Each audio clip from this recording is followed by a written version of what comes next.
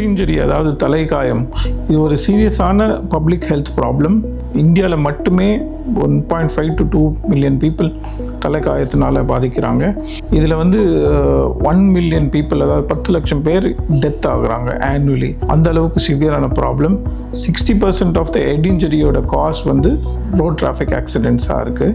அதுலேயும் வந்து 18லேருந்து 30 வயசு யங்ஸ்டர்ஸ் சின்ன வயசில் இருக்கவங்களுக்கு தான் அதிகமாக இந்த ப்ராப்ளம்ஸ் வருது. அதனால் இது எவ்வளோ சீரியஸான ப்ராப்ளம்னு நீங்களே புரிஞ்சுக்கலாம். இன்றைக்கி இதை பற்றி பேசுவோம், ஹெட் இன்ஜுரி பற்றி பேசுவோம், எப்போ நம்ம இதை பற்றி பயப்படணும், எப்போ டாக்டர்கிட்ட போகணும் அப்படின்னு டிஸ்கஸ் பண்ணுவோம். வணக்கம், நான் doctor Santhosh, senior consultant neuro surgeon and head neuro surgery, Vinayaka mission super speciality hospital. என்ன காரணங்கள் தலைக்காயம் வர்றதுக்காக? காமனஸ்ட் நம்மனே சொன்ன மாதிரி காமனஸ்ட் காஸ் வந்து 60% of the time road traffic accident, bike ஆக்சிடென்ட்டோ இல்லை கார் ஆக்சிடென்ட்டில் தான் maximum number of head injuries ஆகுது. அது இல்லாமல் அடுத்த காரணம் வந்து நம்ம ஸ்லிப் அண்ட் ஃபால், ஒர்க் பிளேஸ்லேயோ வீட்லேயோ நம்ம விழுந்துடுறோம், மயக்கம் வந்து விழுறோம், இல்லை இடிச்சுட்டு இல்லை தடுக்கிட்டு விழுறோம், அது ஒரு காரணமாக இருக்கும். அது இல்லாமல் குழந்தைங்க வந்து விளையாடிட்டு இருக்கும்போது கீழே விழலாம், இல்லை பெரியவங்களும் ஸ்போர்ட்ஸ் இன்ஜுரி, ஒரு கேம் கான்டாக்ட் ஸ்போர்ட்ஸ் விளையாடும் போது ஒரு கிரிக்கெட்டு ஃபுட்பாலில் அந்த டைமில் வந்து அடிப்படலாம் தலைக்கு. ஸோ ஹெட் இன்ஜுரினால் ஆகலாம். அது இல்லாமல் வந்து நம்மளுக்கு அசால்ட்டுன்னு சொல்கிறோம், அடிப்படும் போது யாராவது அடித்தாங்க அப்படியும் ஆகலாம். இதெல்லாமே காரணமாக இருக்கும். ஒர்க் பிளேஸ் இன்ஜுரிஸும் ஜாஸ்தியாக இருக்கும். ஹைட்டில் ஒர்க் பண்ணுறாங்க, மேலேருந்து கீழே தவறி விழுந்துடுறாங்க அப்படின்னா ஒர்க் பிளேஸ் இன்ஜுரி. அவர் ஒர்க் பிளேஸ்லேயே ஏதாவது ஒர்க் பண்ணிட்டு இருக்கும்போது மேலேருந்து வந்து ஒரு கன்ஸ்ட்ரக்ஷன் சைட்டில் மேலேருந்து தலையில் ஏதாவது விழுது அப்படின்னாலும் ஆகலாம். இது எல்லாமே வந்து தலைக்கு அடிபடுறதுக்கு காரணமாக இருக்கு. சிவியர் ஹெட் இன்ஜுரி அதாவது அடிப்படும் போது ப்ளீடிங் ஆகுது, அன்கான்ஷியஸாக இருக்காங்க, அந்த சைட்டில் பார்க்குறோம் அடிப்பட்ட இடத்துல அப்படின்னா அஃப்கோர்ஸ் தலையில் அடிபட்டுருக்குன்னு தெரியும், நம்ம உடனே ஹாஸ்பிட்டலுக்கு கூப்பிட்டு போகணும். ரெண்டாவது வந்து செல்ல அடிபட்டுருக்கு ஆனால் ஓகேவாக இருக்காங்க அப்படின்னா எப்போ ஹாஸ்பிட்டல் போகணும் அப்படின்னா அதோட சிம்டம்ஸ் அறிகுறிகள் இருந்தால் நம்ம போகலாம். ஒன்று தலைவலி இருந்துகிட்டே இருக்குது, இல்லை இருக்கிற தலைவலி அதிகமாகிட்டே போகுது அப்படின்னா ஹாஸ்பிட்டல் போகிற மாதிரி இருக்கும். வாமிட்டிங் வர மாதிரி இருக்குது, இல்லை வாமிட் வருது, இல்லை மயக்கமாக இருக்குது அப்படின்னா போகணும்.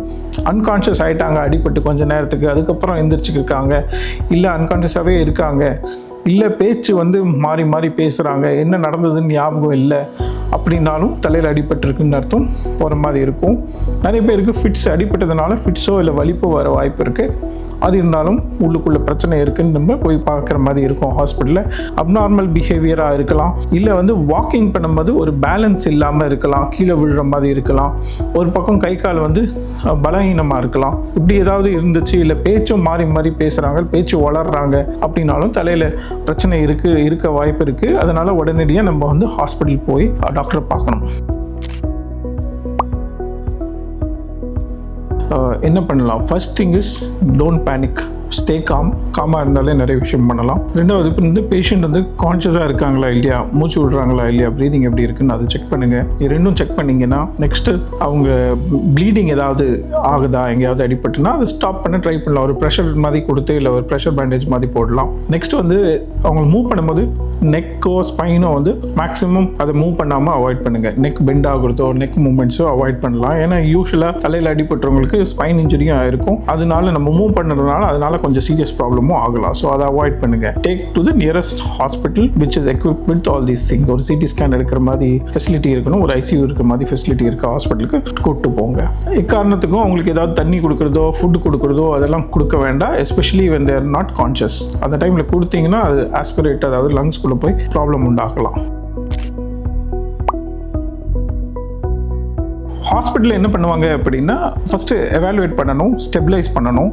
ப்ளீடிங் இருந்துச்சு, அவங்க பிளட் ப்ரெஷர் கம்மியாக இருக்குது, இல்லை மூச்சு ப்ராப்ளம் இருக்குது அப்படின்னா அது எல்லாமே ஸ்டெபிலைஸ் பண்ணுவோம். ஏபிசின்னு சொல்லுவோம், ஏர்வே, ப்ரீதிங், சர்க்குலேஷன், இது எல்லாமே ஸ்டெபிலைஸ் பண்ணிவிட்டு அப்புறம் எவாலுவேட் பண்ணுவோம். சில அல்ட்ராசவுண்ட் ஸ்கேன் எடுக்கிற மாதிரி இருக்கும், சில சிடி ஸ்கேன் எடுக்கிற மாதிரி இருக்கும், சம்டைம்ஸ் வேறு எம்ஆர்ஐ கூட எடுக்கிற மாதிரி இருக்கும். இதெல்லாம் எடுத்து எவாலுவேட் பண்ணிவிட்டு எந்த அளவுக்கு சீரியஸாக இருக்கோ அதை பொறுத்து நம்ம டிசிஷன் எடுப்போம். மைனர் ஹெட் இன்ஜுரி இருந்தால் just observation in ICU for 1 or 2 days should be enough. இதே மேஜரோ சிவியராக இருந்தால், லைஃப் த்ரெட்னிங் ப்ராப்ளமாக இருந்தால், ஒரு பிளட் கிளாட் இருந்தால் இமீடியட்டாக சர்ஜரி பண்ணி பிளட் கிளாட் எடுத்து உடனே லைஃப் த்ரெட்னிங் ப்ராப்ளம் வந்து சேவ் பண்ணுற மாதிரி இருக்கும். இதெல்லாம் பண்ணியும் சிவியர் ஹெட் இன்ஜுரியில் லாங் டேர்ம் ஐசியூவில் ஹாஸ்பிட்டலில் இருக்க மாதிரி இருக்கும். Sometimes outcomes is good, sometimes it takes a longer time. ரொம்ப டைம் எடுக்கும் இம்ப்ரூவ் ஆகிறதுக்கு பிரெயின் இன்ஜுரி ஆச்சுன்னா. எப்படி ப்ரிவெண்ட் பண்ணலாம்? Of course maximum head injuries are due to road traffic ஆக்சிடென்ட்னால wear seat belts, wear helmets, driving two wheelers. Kids இருந்தாலும் உங்களுக்கு என்ன சேஃப்டி எடுக்கணுமோ அதை எடுக்கணும், இது பண்ணணும். ஒர்க் சைட்டில் வந்து கீழே விழுந்தாமல் அது அங்கே இருக்கிற சேஃப்டி ரூல்ஸை வந்து ஃபாலோ பண்ணணும். அதே மாதிரி ஸ்போர்ட்ஸ் இன்ஜுரிஸும் காமனாக இருக்கிறதுனால ஸ்போர்ட்ஸில் வந்து என்ன ப்ரிகாஷன் சேஃப்டி மெஷர்ஸ் ப்ரிஸ்கிரைப்டாக இருக்கும் அந்த ஸ்போர்ட்ஸுக்கு அதை டெஃபினட்டாக ஃபாலோ பண்ணுறது பெட்டர். இதெல்லாமே பண்ணாலே நம்ம ஹெட் இன்ஜுரியை ப்ரிவெண்ட் பண்ணலாம். ஒன்று ஹெட் இன்ஜுரி ப்ரிவெண்ட் பண்ணுறது, ரெண்டாவது வந்து ஹெட் இன்ஜுரி ஆனாலுமே அதில் செகண்டரி எஃபெக்ட்ஸ் இருக்கும். அந்த ஹெட் இன்ஜுரியோட செகண்டரி எஃபெக்ட்ஸ் ப்ரிவெண்ட் பண்ணுறதுக்காக நம்ம எவ்வளோ சீக்கிரம் முடியுதோ அவ்வளோ சீக்கிரம் ஹாஸ்பிட்டல் கூப்பிட்டு போகணும். ஏன்னா ஹெட் இன்ஜுரி ஆகிறதுனால ஆகிற பிரச்சனை ஒன்று, அதனால ஆகிற செகண்டரி இம்பேக்ட் பிரெயினில் வந்து ப்ரோக்ரெசிவாக ஒரு பிளட் கிளாட் வந்து அது பிரெயினை அழுத்தி அதனால ஒரு பிரச்சனை உண்டாகும். அதை வந்து நம்ம ப்ரிவெண்ட் பண்ண தான் ஹாஸ்பிட்டலில் ட்ரீட்மெண்ட் இருக்கிற மாதிரி. So better to reach hospital fast to prevent the secondary injuries.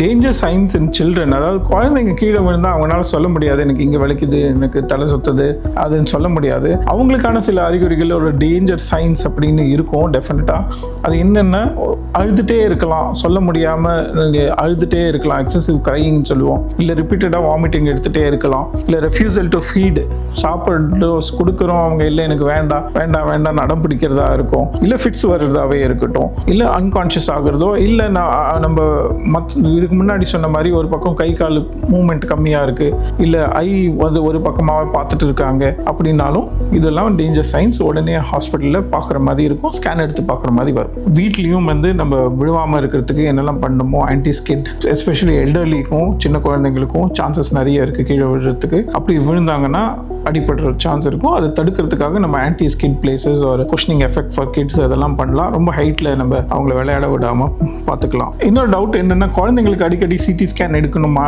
எடுத்தால் எதனா ப்ராப்ளம் வருமா அப்படின்னு நிறைய தடவை கேட்குறாங்க, நிறைய பேரண்ட்ஸ் கேட்குறாங்க. இப்போ இருக்கிற சிடி ஸ்கேன் மிஷின்ஸ் எல்லாம் they're relatively safer, the radiation dose is lesser, controllable. And அதுவும் சிடி வந்து தேவையில்லாமல் நம்ம எடுக்க போகிறதில்ல, தேவை இருக்கிறதுனால டெஃபினட்டாக எடுத்து தான் ஆகணும். யூ ஹேவ் நோ சாய்ஸ், எடுத்தால் தான் we can treat. So don't worry about radiation dose or CT scan and all those things. So head injuries can range from a small minor concussion சொல்லுவோம், கீழே விழுந்து ஒரு கொஞ்ச நேரத்துக்கு ஞாபகம் இல்லாமல் இருக்கும், அப்புறம் சரியாயிடுவாங்க, டோட்டலி நார்மலாக இருப்பாங்க. அந்த மைனர் கன்கஷனில் லைஃப் த்ரெட்னிங் ப்ராப்ளம், உயிரே போகிற அளவுக்கு ப்ராப்ளம் வரும். இது இந்த அளவுக்கு சீரியஸான ப்ராப்ளம் இது. ஸோ சொன்ன சிம்டம்ஸ் எதுவும் மிஸ் பண்ணிடாதீங்க. Early detection, early treatment, outcome is better. So head injury ஆனவங்க நல்லா ஆயிடுவாங்களா, நார்மல் லைஃப் போகிறாங்களா? There are lot of success stories that we see day to day.